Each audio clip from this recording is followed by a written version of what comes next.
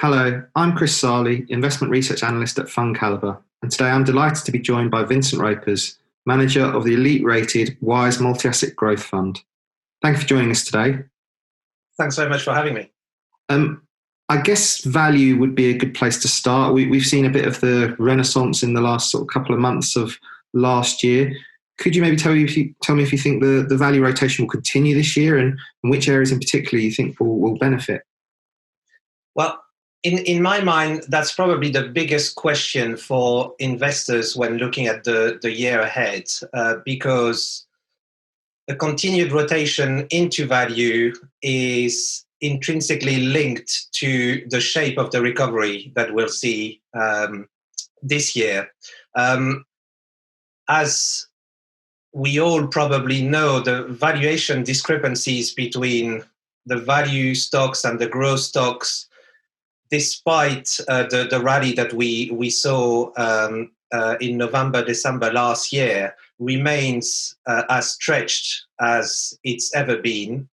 But a valuation catalyst is not enough on its own.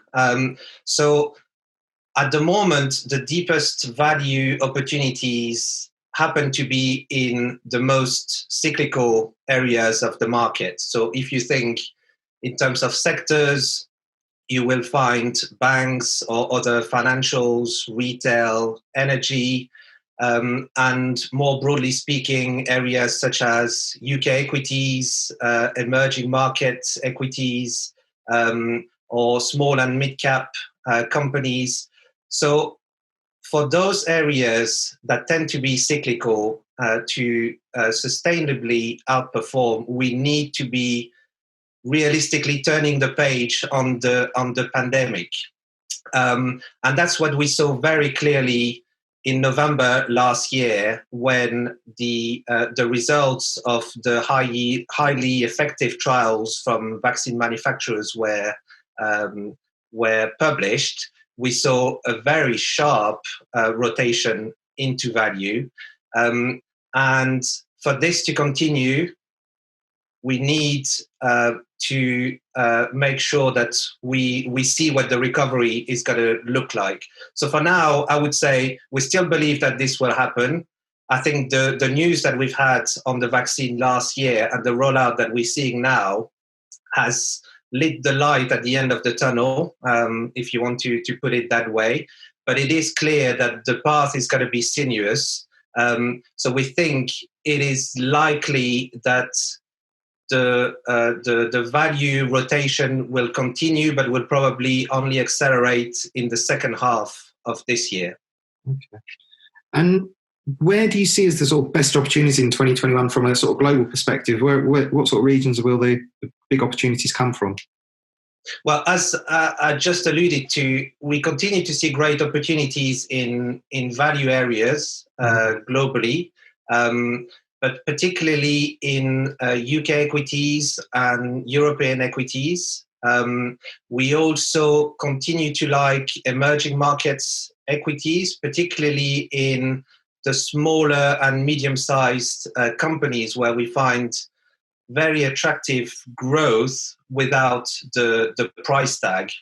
But at the same time, we know that it is likely to be another very bumpy year.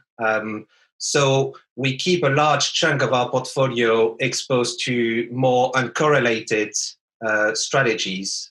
Because if there is one thing that we've learned from the markets and our portfolio performance in 2020, it is the benefit of keeping a very diversified and balanced portfolio.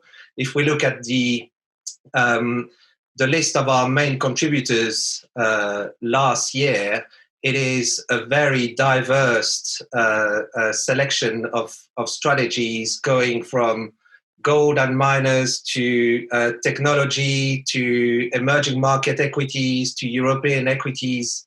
And this has really helped us last year, in a year where our macro view at the start of the year was only valid for a couple of months before we could just throw it out of the window. So diversification remains key, and that's how we're exposed in our growth fund.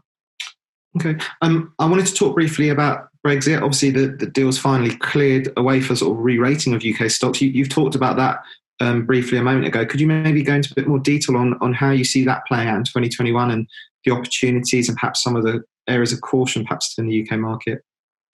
Well, Brexit is an odd one because in a way we've spent the last 4.5 years waiting to get to the point we got to on Christmas Eve with the trade deal that was announced.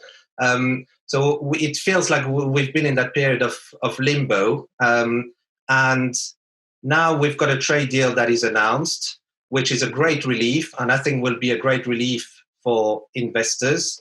But we need to nuance that to some extent two ways. The first one is that the trade deal is relatively thin and incomplete because it excludes services, which represents about 40% of UK exports to the EU. So that's a large chunk of trade which is excluded. So that's the first point. And the second point is that, unfortunately, given the developments that we've seen with the COVID cases in the UK in particular since December, Brexit has now taken a step back again in investors' mind. So in summary, I think it's great that we've got a Brexit deal. It is incomplete, but at least provides us a platform for future negotiations between the UK and the EU, which is a very positive development. At the moment, the pandemic is taking precedence, but as soon as we can turn the page on the pandemic, we believe that investors will start paying attention to UK equities again, because they can't use the excuse of Brexit anymore. Okay. You talked about some of the opportunities and also the ability to sort of be well diversified. And one of the tools you're able to use, obviously, is investment trust. Are the discounts there creating further opportunities to generate returns? And if so, maybe give us a couple of examples. Sure. Well, I think there are definitely, it is one of the greatest advantage of investment trust is this ability to amplify returns. And that's simply because of the structure of investment trust and the fact that they can trade at a discount or a premium to the value of the assets that are held in the portfolio. So if, like us, you like to buy asset classes that are undervalued and look for trust to invest in those areas, those trusts tend to be unloved and thus trade at a discount. So you've got a double discount there, which when things turn, those two discounts would tighten and will amplify your returns. And we saw that very clearly in November, December, with some of our UK equity value trusts, where not only they benefited from the explosive rotation into value that we talked about previously, but also they also benefited from investors scrambling to get exposure to that part of the market that they didn't have in their portfolios. So an example would be the Aberforth Smaller Companies Trust, which over the past 3 months is up more than 30% in terms of the assets that are held in the trust.